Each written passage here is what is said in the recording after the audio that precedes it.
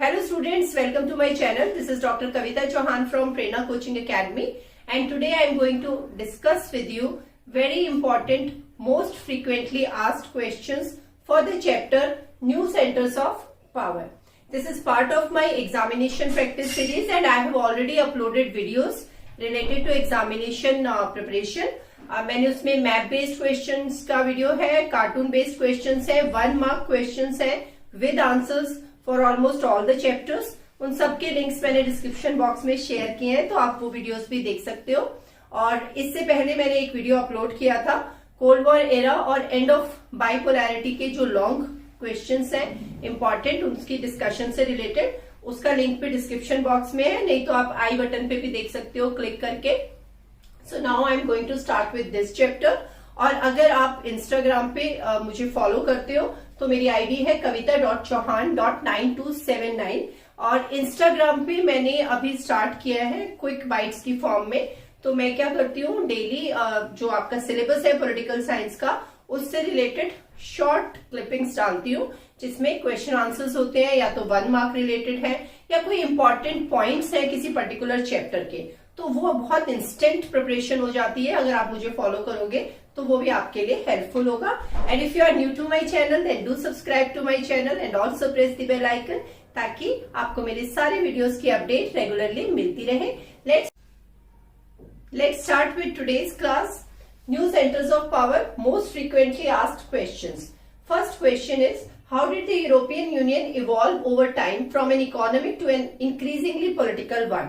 European union जब form हुई थी तो फॉर्म हुई थी एज एन इकोनॉमिक ऑर्गेनाइजेशन, और कैसे ये धीरे धीरे एक पॉलिटिकल ऑर्गेनाइजेशन के रूप में भी इवॉल्व हुई, ये है क्वेश्चन. और बहुत इंपॉर्टेंट क्वेश्चन है 2015, 16, 17, 19. और यहाँ पे भी मैंने क्वेश्चन लिखा है, ये 2018 में भी पूछा गया था, थोड़ा सा अलग लैंग्वेज थी. Explain any 4 factors that make the European Union an influential organization. तो कौन से ऐसे फैक्टर्स थे जिनकी वजह से यूरोपियन यूनियन एक इतनी इन्फ्लुएंशियल ऑर्गेनाइजेशन बनी. तो इसका आंसर मैंने यहाँ पे लिखा हुआ है. It was added by the cold war. Cold war उस वक्त चल रही थी जब यूरोपियन यूनियन फॉर्म हुई थी. उसी के आप कह सकते हो कि कोल्ड वॉर बिगेन हुआ सेकेंड वर्ल्ड वॉर एंड के बाद. तो इट वॉज एडेड बाय कोल्ड वॉर. It laid emphasis on a common foreign security policy, cooperation on justice and home affairs. Actually, ये जो यूरोपियन यूनियन थी, it was basically an association of Western European states. और Western European states ने जो ये यूरोपियन यूनियन फॉर्म हुई, तो जो एम्फेसिस था उनका वो था कि इन सारी स्टेट्स जो भी मेंबर बनी यूरोपियन यूनियन की, उन सबकी एक कॉमन फॉरेन सिक्योरिटी पॉलिसी होगी और they will cooperate on the matters of justice and home affairs. तो ये सारी उन स्टेट्स ने मिलकर डिसाइड किया जो बनी यूरोपियन यूनियन का पार्ट उस वक्त जब यूरोपियन यूनियन फॉर्म हुई.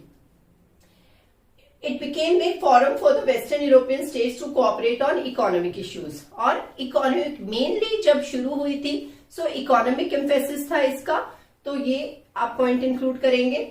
उसके बाद आप लिखेंगे, but over a period of time it started to act more as a nation state. It had its own flag, anthem, founding date and common currency. जैसे कोई भी एक नेशन स्टेट होती है, कोई देश होता है, कोई कंट्री होती है, तो उस कंट्री में जो कलेक्टिवनेस आती है या इंटीग्रिटी होती है, उसमें आप देख सकते हो कि कंट्री का अपना फ्लैग होता है, एंथम होता है, फाउंडिंग डेट होती है और करेंसी होती है जो उस देश के पूरे लोग यूज करते हैं. तो यूरोपियन यूनियन हालांकि वेस्टर्न यूरोपियन स्टेट्स थे उसमें बहुत सारी, लेकिन over a period of time it developed as a nation state.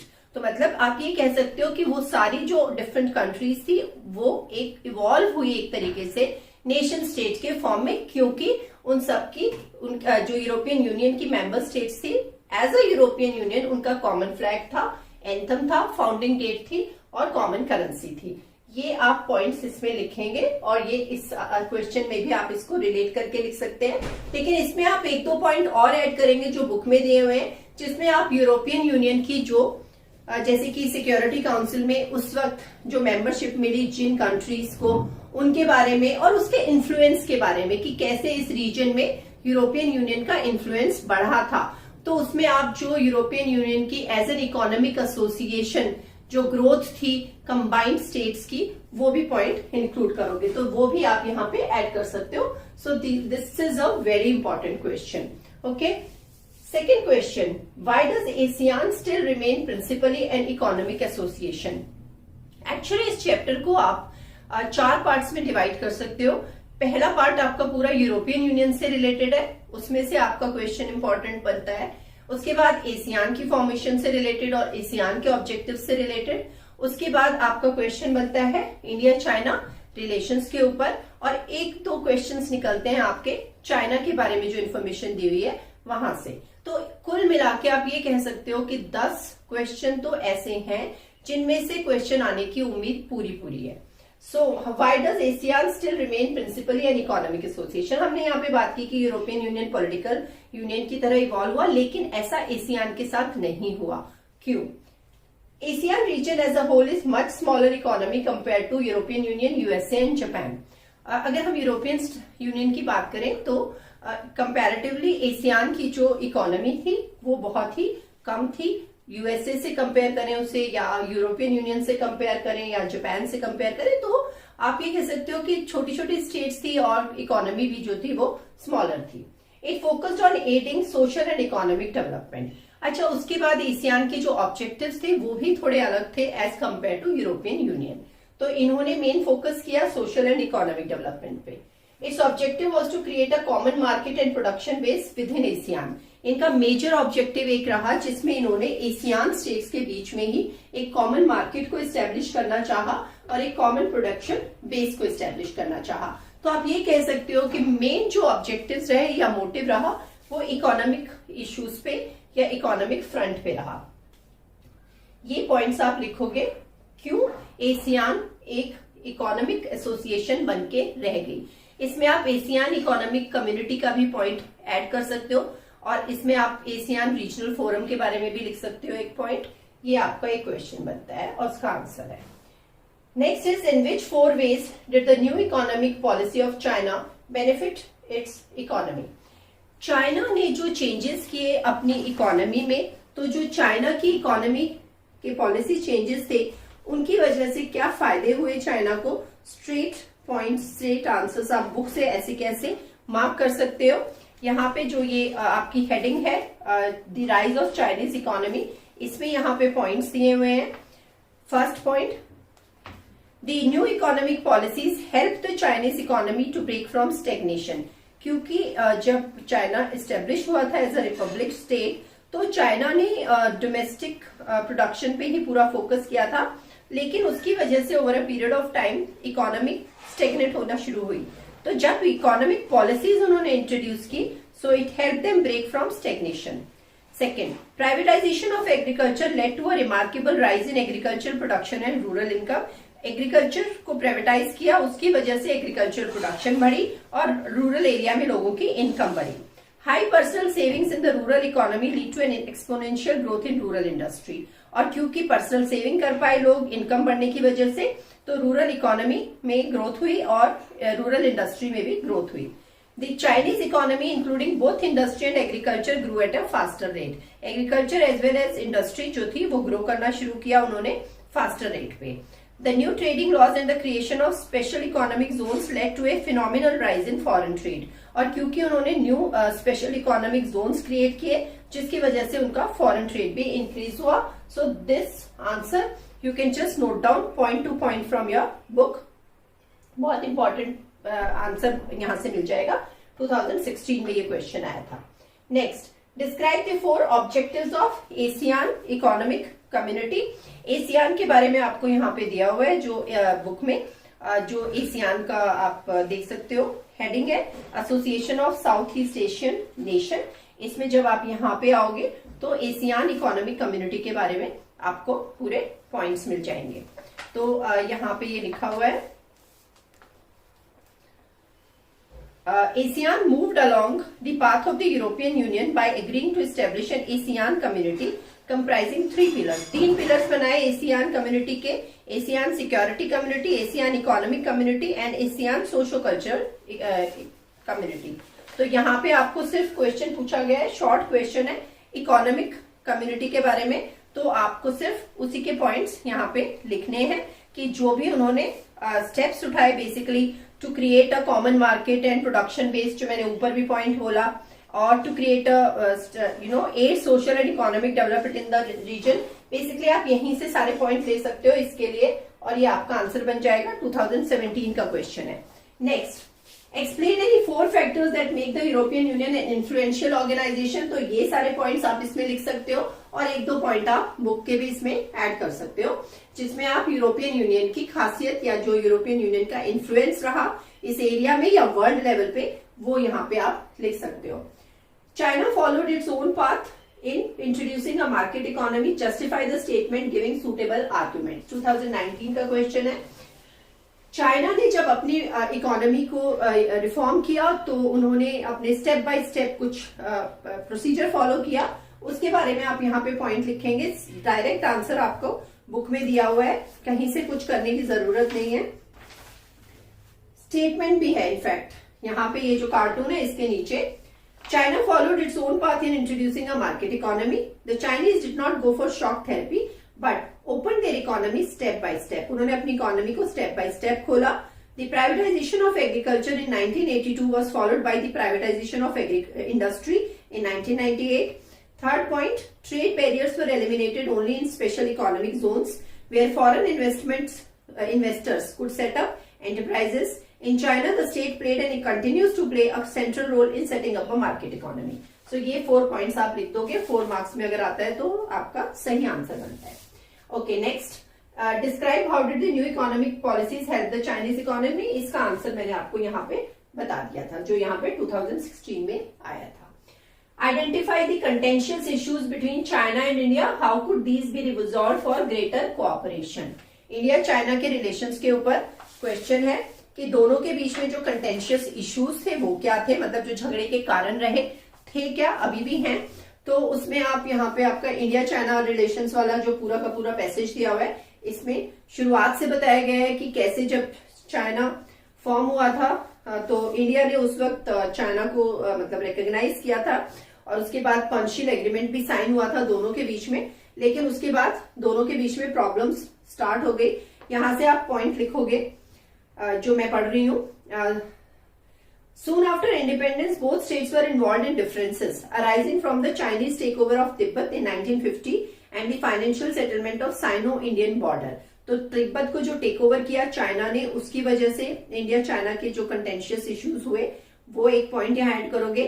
Second point, China and India were involved in a border conflict in 1962 over competing territorial claims, principally in Arunachal Pradesh and in the Aksai region of Ladakh। जो border disputes हैं, territorial claims हैं जो China करता है, और उसकी वजह से जो हमारे कॉन्फ्लिक्ट है उनके साथ 1962 में भी वॉर हुई, तो वो पॉइंट आप लिखोगे। उसके बाद आप यहाँ से और 1-2 पॉइंट लिखोगे कि जो कॉन्फ्लिक्ट ऑफ 1962 हुआ, in which India suffered military reverses, had long term implications for India China relations. दोनों के बीच में इस वॉर की वजह से काफी ऐसी सिचुएशन खराब हुई। और आप अभी की जो प्रेजेंट सिचुएशन है इंडिया चाइना रिलेशंस के बारे में, जो अभी पिछले 6 महीने से चल रही थी, और बॉर्डर इशू की वजह से या जो भी डिप्लॉयमेंट की वजह से आर्मी की, वो मिलिट्री डिप्लॉयमेंट, वो भी आप लिख सकते हो। तो मतलब जो भी चाइना की तरफ से हुआ। Next is, how far is it correct to describe ASEAN as a new centre of power in the world. 2019 में ये क्वेश्चन पूछा गया था। यहाँ पे आपको बताना है कि धीरे धीरे किस तरीके से एशियान जो है वो अपने आप को एस्टेब्लिश कर रहा है as a new centre of power. क्या आपको ऐसा लगता है कि वर्ल्ड लेवल पे एशियान एक मतलब ऐसा कम्युनिटी ग्रो कर रहा है? तो आप इसमें यहाँ पे आपके बुक में फिर से पॉइंट दिए हुए हैं जो आप लिख सकते हो। बिल्कुल वर्ड टू वर्ड स्टेटमेंट भी आपको मिल जाती है। ASEAN is rapidly growing into a very important regional organization. Its Vision 2020 has defined an outward-looking role for ASEAN in the international community. This builds on the existing ASEAN policy to encourage negotiation over conflicts in the region. Thus, ASEAN has mediated the end of Cambodian conflict, the East Timor crisis, and meets annually to discuss East Asian cooperation. एक तो पूरा का पूरा ये वाला जो reason है उसमें किस तरीके से एशियान ग्रो किया है as a new centre of power और वर्ल्ड लेवल पे। तो जब आप वर्ल्ड लेवल के बारे में लिख रहे हो तो जो एशियान की करंट इकोनॉमिक स्ट्रेंथ है वो आप लिख सकते हो ये वाला जो कार्टून है इसके पास ये जो मैटर है आपका कंटेंट है, इसमें से आपका ये आंसर बनेगा। Next, The peace and prosperity of countries lay in the establishment and strengthening of regional economic organization. Justify this statement. इसमें बोला गया है कि जो कंट्रीज के बीच में पीस है या उनकी जो प्रोस्पेरिटी है वो इस चीज पे भी निर्भर करती है कि उस रीजन में इकोनॉमिक ऑर्गेनाइजेशंस बने। ये स्टेटमेंट आपको जस्टिफाई करनी है। इस स्टेटमेंट को जस्टिफाई करने के लिए आपको कुछ नहीं करना है, आपको सिर्फ एशियान की इकोनॉमिक स्ट्रेंथ के पॉइंट्स लिखने हैं कि किस तरीके से एशियान जब इकोनॉमिक ऑर्गेनाइजेशन एस्टेब्लिश हुई तो उसकी वजह से क्या फायदा हुआ है इस रीजन में और क्या इकोनॉमी किस तरीके से ग्रो की है। ये जो मैंने अभी पॉइंट्स बोले वो आप लिख सकते हो। जो एशियान इकोनॉमिक कम्युनिटी से रिलेटेड पॉइंट है वो लिख सकते हो। यूरोपियन यूनियन की कुछ जो पॉइंट्स दिए हुए हैं उनकी स्ट्रेंथ से रिलेटेड, उनकी राइज ऑफ इकोनॉमी से रिलेटेड, और क्या होता है कि जब कंट्रीज के बीच में एक ऑर्गेनाइजेशन होती है और आपस में उनके रिलेशंस होते हैं, कोऑपरेशन करते हैं वो, सो ऑब्वियसली पूरे के पूरे रीजन में पीस भी मेंटेन होता है, क्योंकि अगर कंट्रीज के बीच में झगड़े नहीं है सो पीस ऑटोमेटिकली मेंटेन होगा। तो वो आप इसमें जस्टिफाई करके पॉइंट्स लिख सकते हो। इसके अलावा जो आपके बैक एक्सरसाइज में क्वेश्चंस दिए हुए हैं, बैक एक्सरसाइज के क्वेश्चंस भी एक बार डिस्कस कर लेती हूँ।